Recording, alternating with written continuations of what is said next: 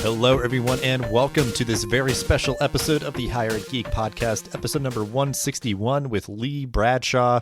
So this brings in my day job at Noodle that anybody who's looked at my LinkedIn profile or any of my social profiles probably knows already, but I don't talk about it a lot on the podcast, kind of let that be its own thing, but that kind of crosses over here. Lee has a podcast that he hosts for Noodle, the most interesting people in higher ed. I will be a guest on that in the near future, so keep an eye out for that. But this episode just talks about Lee's background and his perspectives on a lot of various topics. It's a wide-ranging conversation. I really enjoyed it, and I think you will as well. So thank you for checking this one out and listening. Without further ado, this is episode number 161 with Lee Bradshaw. All right, we are here for what is a very special episode for me. It's kind of my worlds colliding, and for folks who keep up with all the episodes, I just recorded the intro for the one that's coming out this week. This is like the week episode that was on August 10th that came out. My voice is a little deeper than usual, if you're noticing. Good ears. I want to make sure we're able to get to this really special episode where, if you know me, I my day job is working at Noodle, and I do this podcast on the side. Noodle has its own podcast, and we thought it'd be really cool to do kind of a crossover episode. So I will be on an upcoming episode of the most interesting people in higher ed. So keep an eye out for that. But we are here today for the Higher Ed Geek Podcast with the host of Noodle's podcast, Lee Bradshaw. But we will start out as we always do. Lee, if you want to introduce yourself and give a brief overview of your professional background and how you got to be where you are today. Sure. Thanks, Dustin. And it's fun to have. It's fun to be on here. I feel like we Slack at work or email there, but this is a little more adventurous. So my background, I'll just start and say it's nowhere near as interesting as a lot of the guests on the show we put together at Noodle. But I'll do my best. So my background is mostly in startups, and almost all of those are in education technology. And one of them was my first company in college, which was a fitness company called FitNoke out of Virginia. We were the first partner of Fitbit back in the day when they were first launching their program. And then I heard about a company called Map My Run that was coming out that had some serious funding backed by some serious people. And I said, you know what? I'm 19. Let's try something different. I think I'm going to get swallowed whole here. We moved on, and then I reached out to some friends at Virginia Tech, actually, who were starting an education company. And that's kind of how I got into all this. We were starting a kind of a democratized test bank, which later turned into some of the pieces of Chegg. And then I went on to Unigo and got into the world of test prep. And then I was at 2U, John Katzman's last company before this one. And then about 5-6 years ago, kind of saw where the world was going, and it looked more like Noodle than it did any of the incumbents in this industry, and said, John, I'd love to work with you on this as you get it together and put it and launch it. And now it's been 5-6 years, kind of crazy. Yeah, and that's it. Yeah. Well, and I guess, do you feel like there's anything that just generally pulled you towards education technology or education in particular, just since you did start somewhere else, but if it was just sort of it happened to be the next thing, but you found that you really liked it, or just how that sort of came to be? Yeah. I mean, I've always had a curious mind, but I've not always been a great student. And it's kind of hard. It's kind of hard to say that on an education podcast. I love to learn. I just wasn't good at learning in group settings a lot of the time, and through traditional higher ed. And when I started to find out ways you could learn in a more dynamic setting or an online setting, I became kind of obsessed with the idea of being part of the solution there. So it was a piece of self-interest and a piece of the more I peeled back the onion, the more I saw there's a lot of good people doing this. And trying to work with universities or just work on stuff outside of the university purview. And I don't know, had a hard time leaving it. So it was self-motivated, I guess you could say. Well, and I think it's a niche enough thing to where if you get in and you're good at it and you enjoy it, then it's hey, you can stay here as long as you like, because it can be hard, for somebody who may be airdropping in with, who's never worked on a campus or with a campus or anything like that. Right. So yeah, I've just sort of observe that. But just so I think it's relevant to the conversation here, just super quickly, I guess kind of maybe the elevator pitch version, explain briefly what Noodle does. Obviously I know, but for everyone's sake, if you just want to give that context. I often think of Noodle not only as a network of top universities delivering online and hybrid education and all the things I think a lot of people know us to do as in the online program management space, but also we're a bit of a challenger.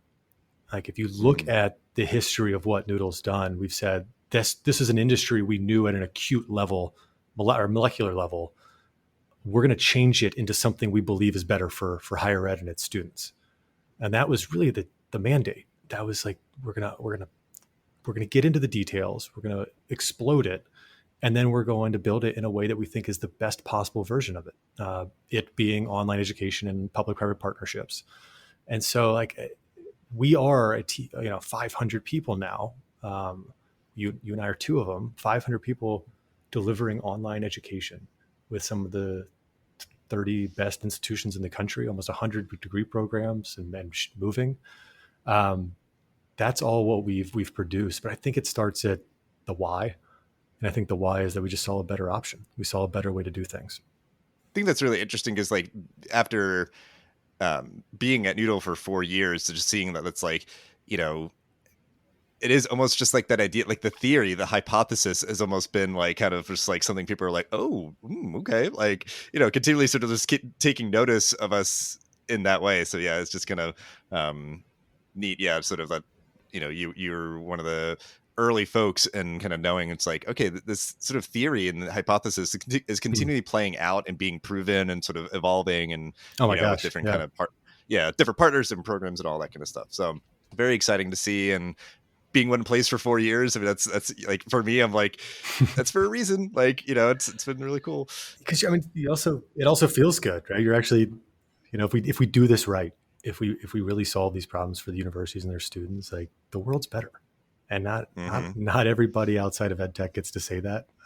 We're not going to pick on industries, but not everybody can say what I just said about their industry, right? And I think that there's some altruism in there that just feels good. Through your storied career, particularly in education technology,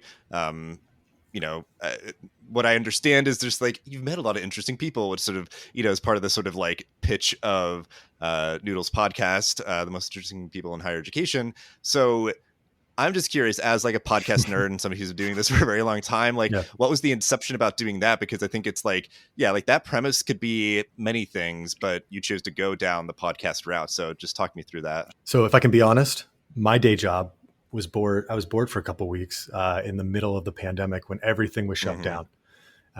And my intellectual curiosity was up, and I was talking to a few younger employees. I was like, what should we do? Right? We have a little bit of time on our hands until we can meet with people again. Like we hadn't really shifted to remote work. We were all trying to figure out what was going on, like April of 2020.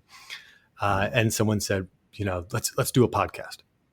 I was like, okay. Like, Dustin has his, and it's pretty darn good. I don't know if we're going to beat that one. Like what could we possibly do it on? And, we noodled on it. I'll go ahead and just get that pun out of the way once. We noodled on for a little bit, and the more I thought about it, the more I realized it's not about necessarily education. It's not about Noodle. It's about the people changing higher ed, the people that are actually running it, the transformative people. And I, in my day job, I speak a lot with presidents, with provosts, with deans all day. And what I've learned in the not so professional setting, when we get to talk about our lives, is how interesting these people are. Their accomplishments, their accolades are one thing, but who they are as an ethos, and then who they are individually is fascinating. Like they have more complex backgrounds than anybody you've ever heard of. Not only are they published, but they are obsessed with salsa dancing, or they are concert pianist, or they were a former police sniper, or they almost bought the Grizzlies, the basketball team, or they were an economist because they saw the price of bread change in their home country of Turkey. And like you get these stories and you're like, wow, like that's some pretty interesting stuff. I wish more people got to hear this, but not everybody's talking to you all. And I think by nature, the leaders of higher ed are not that vocal about themselves because they have such a strong responsibility for their students and their universities. And it clicked. We're like, let's tell these stories. Let's get folks out there and have them talking about themselves. And of course, it's hard to get them to talk about themselves too much. They want to talk about what they're up to at their universities, which is kind of fun. Like on my show, it's like I have to tell them like, all right, we're we're going to push on you. Like, I need you to talk about you. And like, that's not easy for them.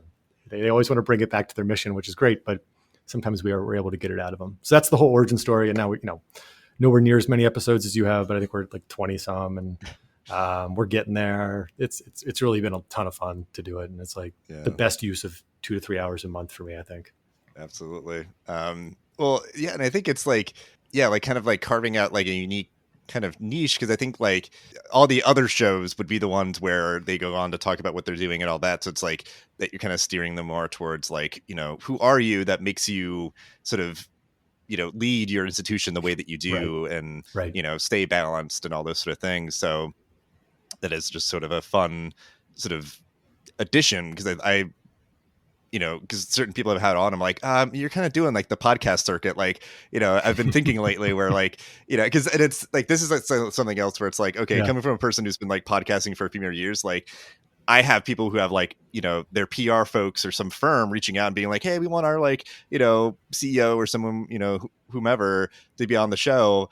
And I'll be like, yeah, let's work it out. And that's, convenient for me. But I also see where it's like, oh, okay, you reached out to everybody else too. And maybe you're having the same conversation many times. I'm like, right. All right. If this is going to continue, maybe next year I need to like, throw in a couple little curveball questions or something.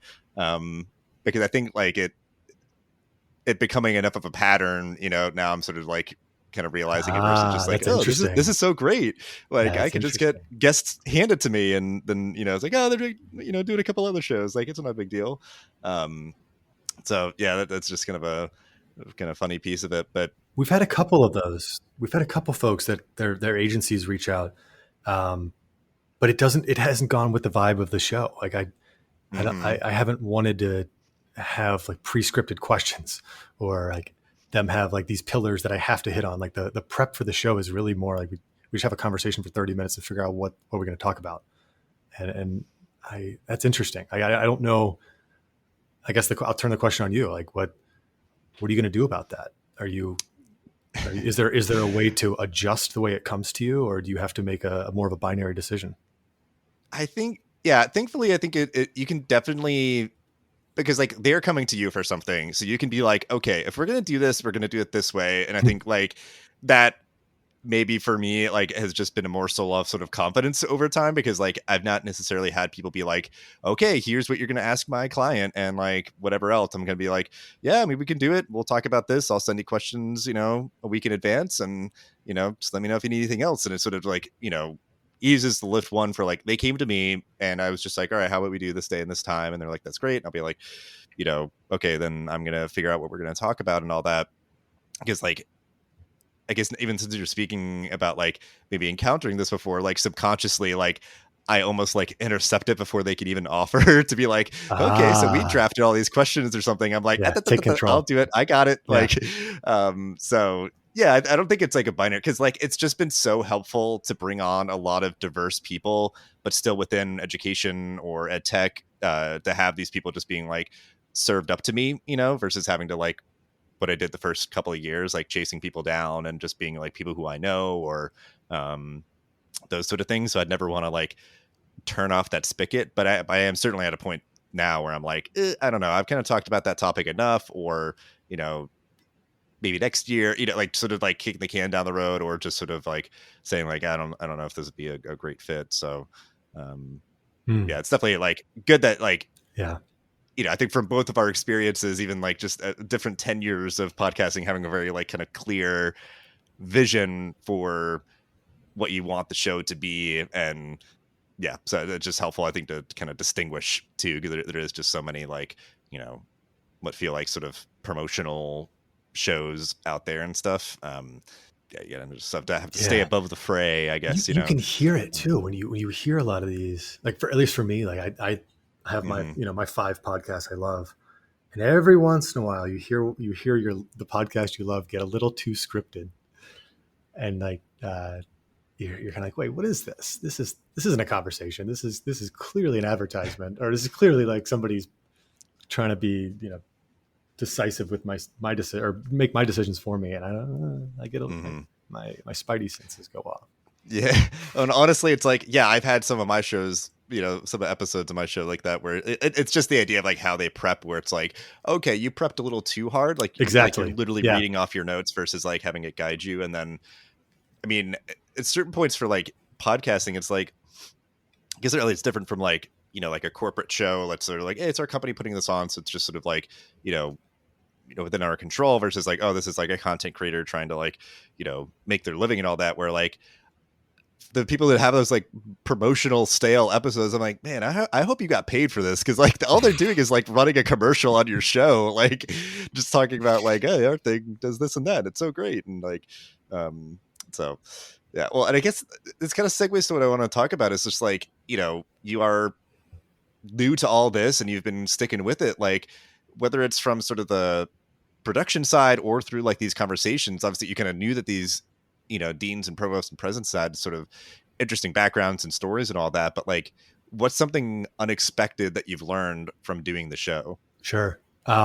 Everybody compares themselves to other people, so I'm going to start from that position. But I'm so impressed with academics' memory recall. Because we don't script these episodes, and I'll ask them really specific questions about a point in time or a name or a book or something, like very specific stuff, and they recall so quickly. And I'm really jealous of how much superpower they have there.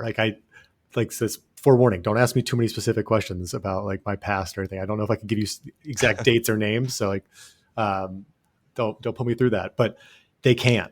And that's like it's a really interesting thing to experience when you're interviewing someone. I think a lot of people, if you're listening to the show, you might wonder like how much is scripted or how much did you let them know ahead of time? And I got to tell you, it's zero.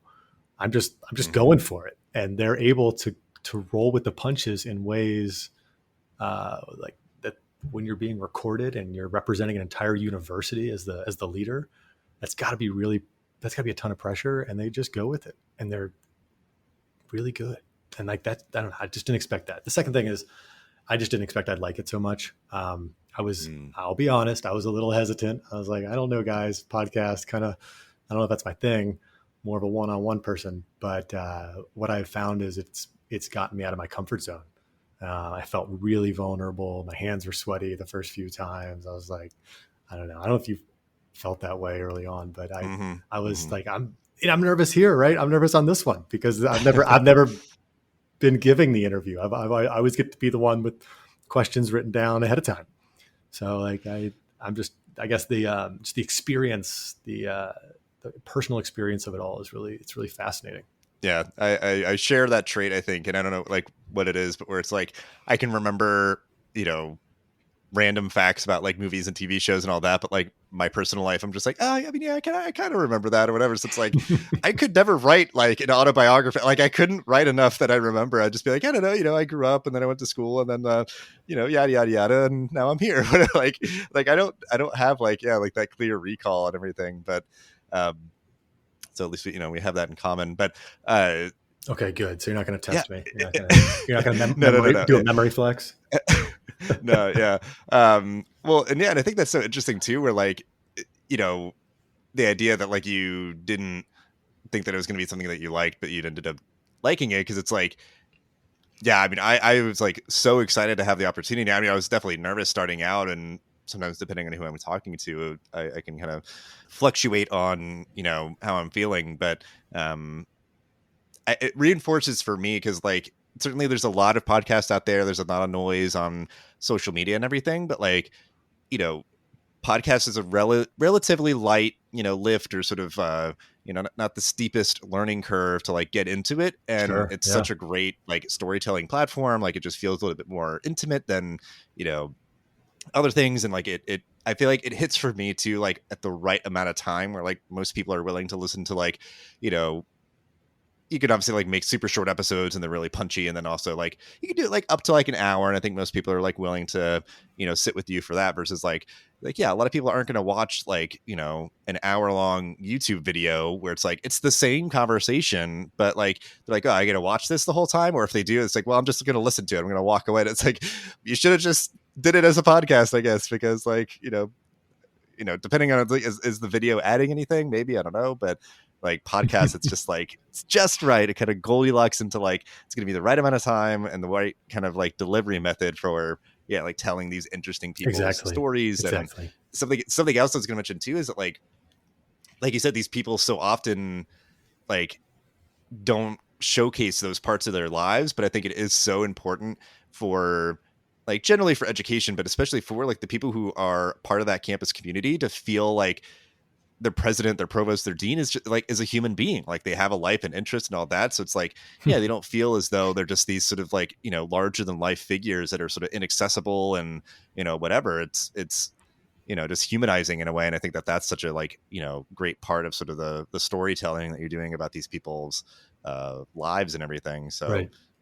Well, higher ed, if you look at all of their CVs, right, it's your, how many times have you been published, right? The rate at which you're published, or where did you go to school? What was your PhD or EDD in? Like nowhere in their bios does it say, what inspired you to pivot into higher ed, or what are your fears, or what is it like growing up in another country? Like that, it's not in their nature to put those narratives, those anecdotes, that stuff forward. It's like as an industry, it's more about your pedigree, I think, because by the nature of things, it is a pedigree producing system. Mm-hmm. And so they don't really have the opportunity, like until they speak on a stage or until they go on a podcast. It's often not about them. It's about, or it is about them. It's more about their accolades, not about who they are as people.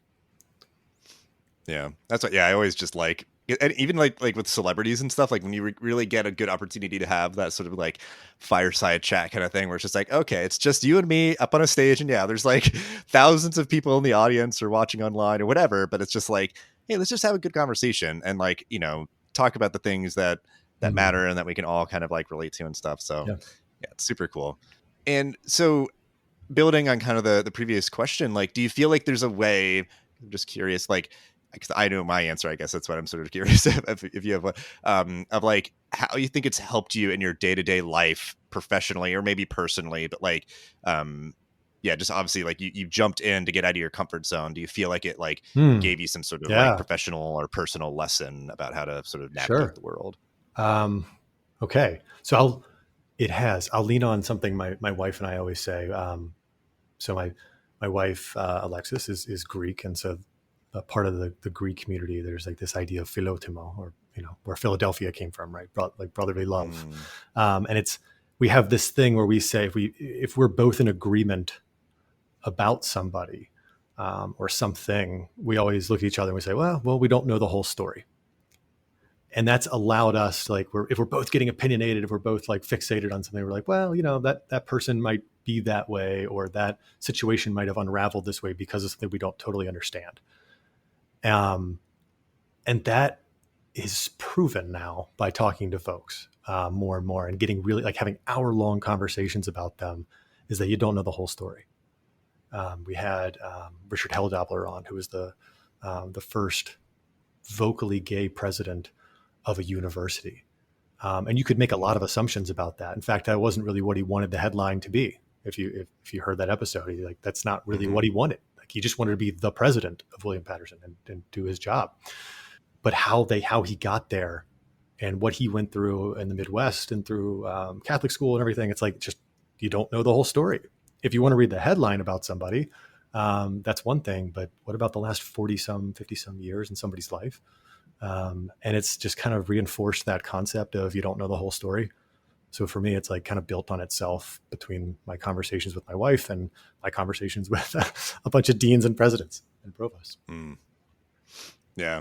Yeah. I mean, that makes a lot of sense, because like, it's for me too, like that makes me think of like what I sort of have taken from being a history major for undergrad, where it's like, I've never really done anything with it, but like, there's sort of like a context to everything. Like everything kind of led to something else. And, certainly that also just informs sort of like, like the culture of a country, of sort of like, what are their priorities? What do they hold important and whatever. You could, kind of delve into that. But then like, for each person's story, it's like, yeah, you might want to try to, like, if you wanted to slap it on the front of a magazine, it's like, yeah, you'd probably put like, first gay president of a university or something, and people are like, ooh, like, let me read. And it's like, yes, that is part of his story, but not the whole story. And maybe sometimes that's another conversation, is like the marketing of it all. How do you grab people's attention? But that's really what I at think least it is. Yeah, you're right. Yeah. So that Yeah. is a very good lesson. Is I think, yeah, there's always a little more to the story, and I think that idea of taking some time to try to figure it out, because like I think that Right. is much of where we are, like, Right. at least in American society, is like, oh, I read the headline, so like, yeah, I kind of know what's going on. Like, like I think we're all a little guilty of that sometimes, but it's like, well, did you read the article? Like, did you like, take a couple of minutes to do that? But so Yeah, I think that's yeah, exactly right. helpful personally and professionally. Oh, interesting. I mean, I'll It's beautiful. bring a conversation I was having actually just yesterday Hmm. with a dean in Boston. I'll just say that, and actually, I think he's going to be a guest on the show, so you might hear this story told again. But we were talking about how much innovation we've seen. I won't go into all the nuance of the conversation. It was about. I mean, you're kind of an audiophile, like, so it was actually, interestingly, it was about sound and how Hmm. sound creates emotion, and how if you wanted to make a hospital better, you could make the sounds better, right, and just make Hmm. people feel better. But anyway, but we were talking about how much innovation really just comes from one deviation away in history. So like a lot of the things are just repeats, and so like if you want to do it, like release a new album, sometimes it's a lot of samples from just older music. Like you go back Hmm. to Second Line in New Orleans, and you bring in those beats and you bring them back, and now you have Manny Fresh, and like how much is just brought back into context into today. And so I think I'm just kind of responding to your point around history, right, and how Hmm. so much of the pieces of this are actually they're already there all along. Somebody just looked back far enough and said, "Oh, that was a good idea then. Maybe it'll be a good idea now, and I'll just change it up." And I think that's kind of Hmm. a red thread that runs through a lot of these conversations as well. You can just kind of see how they reached back into their childhood to then implement a concept on campus. It was a bit Yeah, of a as somebody tangent, sorry, but I think no, because it's I'll like sort of put the cherry on top of it, because yeah, like as a please. person who, like, because I love TikTok, because so much of it is like audio driven, and like there's people on there that do and people are doing this for a long time, but like doing like remixes and mashups, and yeah, certainly even like just other songs, they're sampling stuff. So it's like yeah, like what's old is new again, or whatever, like Yeah, I love that sort of thing. Yeah, where it's just like sometimes it like definitely like brings up an emotion, because it's like, oh well, I mean, that song, when it came out was like this, but now they're smashing it together with something else, and it like creates something new. exactly. So yeah, it's really cool. But as we're winding down, I feel like we'll kind of move on a little bit from like the podcasting conversation, but you know it's a very turbulent time for higher ed. You have an interesting vantage point. Obviously, Mm. it's from a storied career in education technology, working with universities and sort of looking out sort of across the whole kind of ecosystem here. So I'll just give this question to you in a very general way. Take it as you will. What are you watching right now during this turbulent time for higher ed? That's a tricky one, but I'll do my best. So I mentioned early on, like my background's in startups, like, and that's a whole different conversation around why I just adore the concept of startups. But something I Mm-hmm. heard a while back, I think it was Sean Parker, the guy who started like Napster and then went on to Facebook. But his thing was like startups are like chewing glass. It's actually pretty disgusting. I'm just going to preface, like, just get ready. But it's like chewing glass. Eventually, you just learn to taste your own blood. Um, and it's kind of taught a lot of people that are in such turbulent places, as startups often are, um, that it's never as good as you think and it's never as bad as you think. It just is. And so, like, if you look back at 2021, when everyone was saying, "Oh, well, it's all going to be about courses online, like short courses online that stack, and it's all like, oh my god, everything's booming. Oh my god, everything, it's all great. It's all great. Everyone's going to want to watch a bunch of content." And now you're seeing stock prices change in a lot of those Mm-hmm. companies, and you're seeing a push towards degrees again. And now the question is, oh, are we going to see a recession or degrees coming back? And if you can stay out of the frenzy of it all, life's a little bit more peaceful.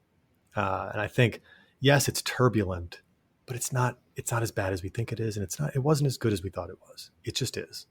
And as long as the trend lines are watched. As long as tuition doesn't outpace inflation, or as long as we prepare P&L statements for the birth dearth that's coming in higher ed, as long as there's some sort of an intentionality behind it, I think we'll be okay. And the other piece of that, higher ed's naturally a pretty self-critical group, right? You defend your dissertation, you don't pitch it. And I think there's a lot of self-criticism right now on higher ed that adds to it. And so, yes, we're seeing enrollment changes. Yes, we're seeing a lot of external pressures on higher ed and its public-private partnerships. But I think the macro trends are more important to watch than some of these like here and now things. And so like it's kind of a nebulous way or kind of an abstract way to answer the question. I'm not too specific on it, but my general approach is like, let's not freak out here. Like let's do what we can to control what we can control, be determinate in our outcomes and our mindset. Let's look at what people are actually asking for. Are they asking for degrees in more knowledge, or are they looking right now for more skill?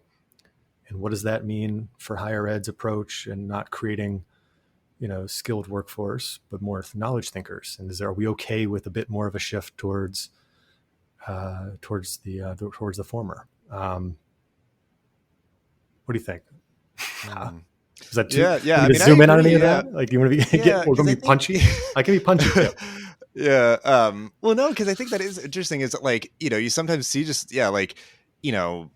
different startups or different things where it's like they'll just like get a bunch of money, because I think like it's one of the things where I think higher education is getting more global, and I don't think I've ever heard anybody say it, so I don't even know how to pronounce it, but like the Indian company Baiju, I think, where like they were getting all this money and like acquiring all these other companies, but then like they got sort of like smacked with reality, and like, I feel like it's like, well, yeah, maybe they'll survive, but then it's like they lost all this like sparkle and stuff that was like grabbing headlines, and it's just like, yeah, like it comes down to almost like sort of like that like boring side of it of sort of just like, okay, like, are you focused? Are you staying the course? Are you like noticing the trends, seeing what happens and taking your cues, versus like, yeah, like people who are just like leaping at the first thing that kind of comes by and is shiny. And it's like some of them, and like very few of them, I think, have that work out, and other folks it's like, yeah, you like threw all this money, you hire all these people, but then you have to lay people off, or like,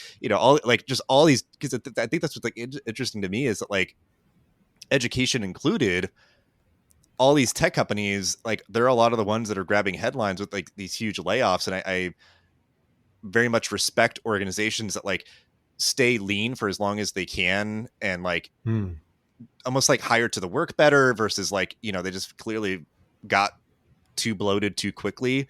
And then, yeah, as your valuation drops or whatever, you're like, I don't know, 20-30% of our team has to go immediately. And it's like, I still can't understand as sort of like this layperson of like, I've never been in those sort of rooms and those conversations. I'm like, man, did it really just sort of like slip through your fingers that quickly? Like you really just, I don't know. Like, so I think that is the headline, is like navigating this like turbulent and very sort of like, sort of unexpected time, like, I don't know if anybody has a super clear idea of what's coming next, but like, yeah, like there's a reason why these higher institutions have stuck around for as long as they have. And there is always going to be value in a 4-year degree, but the way that people get them is going to change, I think. So like, yeah, it's like, let's find where we can be helpful and not to get too caught up in the trends. Cause I think like, especially in higher ed, like it's probably going to take a while to like really like set in. So,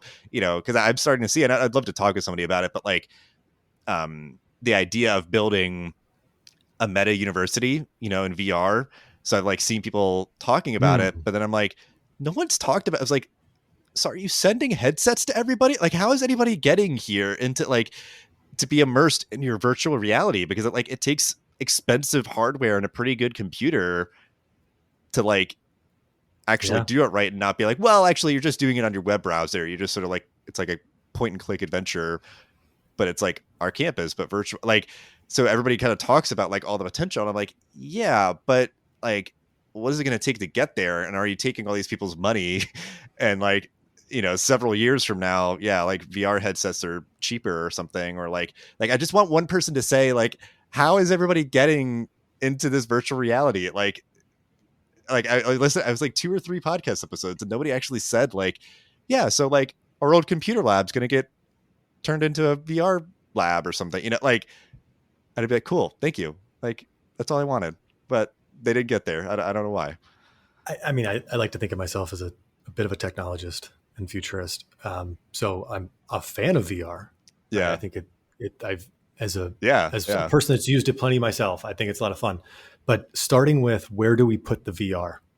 It's the wrong place to start. What are you trying to accomplish? Right? Or do you have a solution in search of a problem, or do you have a real problem?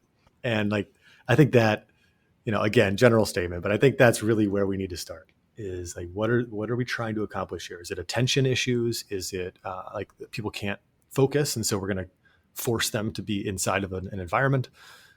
Is it practicum and clinical practicum? We don't think we're getting the results we need, and so we're going to apply it here. Like starting with the why and not the what.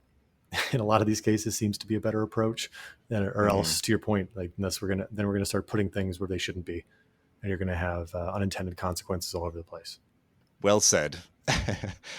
So we have our kind of standard final 2 questions. So we always like to just give kind of a shout out and sharing resources, whatever kind of feels relevant to you, any articles, books, or anything that you want to share out that we can put in the show notes. Sure.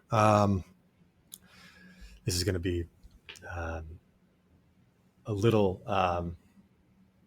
edgy, I guess, and also on theme, but 0 to 1 by Peter Thiel, which might get me booed off your podcast. I know his relationship with higher ed isn't the best, but I think if you can decouple his thoughts on higher ed, which I disagree with, but his thoughts on creating value, going from nothing to something rather than just iterating to the side. Like I think I was talking to a president of a university down in DC recently, and we were talking about the book, and he's like, I wish everybody would read this because you'd see how hard it is to actually create something from scratch. And they'd really value public-private partnerships more, and like what you guys are building. And I was like, yeah, great. Thank you. But I think there's something in there that Peter Thiel has written about in that book in particular, about getting things stood up. Since I can't just name one book and it can't just be a pop culture technologist, I think the Teddy Roosevelt trilogy is like a must read. The Edmund Morris series, it starts like the rise of Theodore Roosevelt, and then there's Theodore Rex, and those are just great. It takes you through the whole lifespan of somebody who did a lot of great things, and it also speaks very highly of higher ed early on in his career, and so that's a good one. And then I'll end with I don't know if it's associate dean or whatever it is. Have you seen the Twitter account that's just like the associate dean or ass dean? I think thing. Like I like humor that's a little esoteric to a community, and I think that whoever's behind that is very funny. So I'll throw that one in there too for you. Yeah, it's a good follow, and I like because it's I like it in the same way I like The Onion, where like sometimes all it is like I just want a headline that like just gets it perfectly, like it just like it's beautiful. So yeah, I mean like them like being limited by Twitter character limits and stuff, but they could still just like really nail it. It's creative stuff. Yes. Cool. Well, then we'll end with our final question. If you have a final thought or call to action to end this episode with, I mean, you've already shared many great morsels and thoughts and reflections, but always kind of like to give the final question, the floor to you to end however you'd like. I've been thinking about incentives a lot recently. There's the Charlie, I think it was Charlie Munger quote of "Show me the incentive and I'll show you the outcome." And I think right now you're seeing a lot of resource constraint. You're seeing a lot of, to your point, kind of tumultuous and, or you might use a different word, but turbulent stuff going on campuses. And I think now's the time to think about being determinate and incentivizing what people want to have outcomes. And so what I'm talking about is it specifically, I think employers are going to be brought into the mix a lot more than they have with higher ed and anybody they're partnered with. There are major gaps of employment in healthcare, some of tech. Like I can't tell you how many hospitals I've talked to in the last year. Some stuff we're working on. They're like, "Do you have any surge techs?" And like, that's a new question for me. No, I don't. I didn't know what a surge tech was until last year, or nurses, right? Let's just use that. That's more colloquially understood. But I think that there's something that's going to happen here where employers are going to be more actively a part of higher ed, either whether it is incentivizing students to go into higher ed for a specific degree, whether it is stacking additional credentials on top of degrees to go into an employer who wants the students in their second, third year, they can be recruited in with additional training on top. But I believe that because of the scarcity of resources in higher ed and a lot of the financial strife that's going on, you're going to see a lot of innovation around that right now. So I don't know if that means we need more economists as provosts. I don't know if it's simply just building new degree programs. But there's something about connecting those pieces and using an incentive-based structuring that I think is going to change the way higher ed operates into the employer networks, rather than just having a group of 12 regional employers that your graduates often go to, and you know them well, and you have a cordial relationship. I think you're going to see a tightening of those groups, and I think if higher ed can work within that, and also the employers can work within that and understand the complexities of higher ed and why it's built the way it is and why it's not something they should avoid. But I think if we can get those pieces to work together, I think you can eliminate a lot of student debt. I think you can increase the retention that a lot of employers see, going from like a 1 year, 1.5 year retention of nurses to 4 years, and building programs that are a lot more durable between them. Like there's something there. And there's a lot of really good folks working on this. I like some of the stuff Career Karma is doing.